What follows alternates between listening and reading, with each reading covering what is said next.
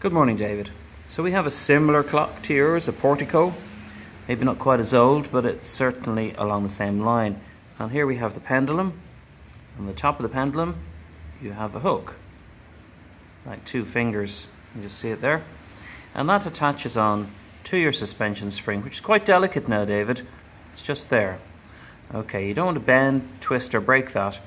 So the pendulum sits inside the fork, which we call a crutch. You see it hopping around at the back there.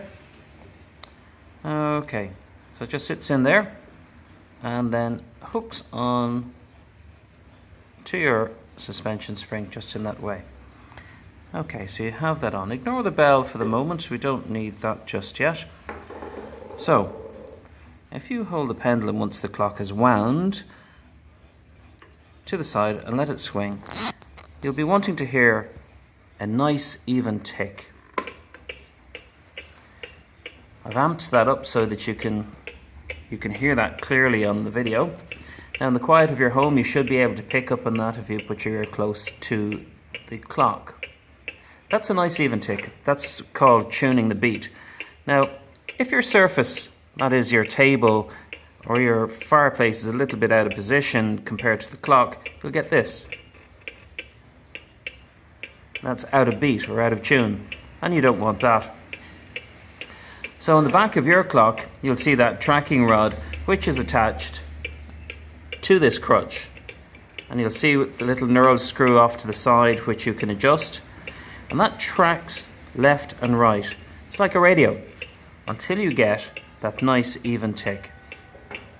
And afterwards, you can fit your bell on, which I think you don't have a problem with. Just sitting there. And you've got your nut, of course. Now once the screw is on, make sure the bell isn't lying against the pendulum in any way, and also that the hammer hits the actual bell.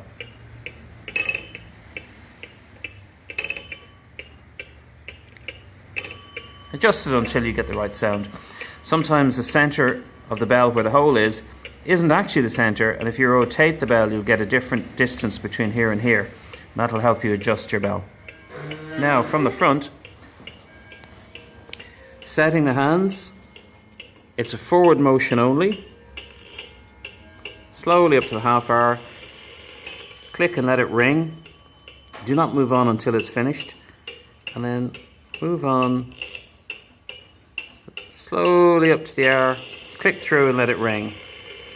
And that's what you do until you come to the right time.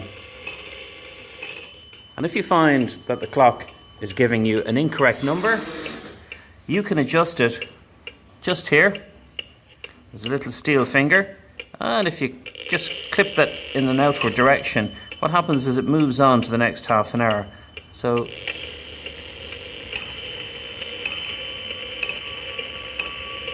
that wheel that you see revolving and behind it is called the count wheel. And it just allows you to adjust. Now, we'll probably send you a couple of other videos that I've made for other people that might help you. Thank you, David.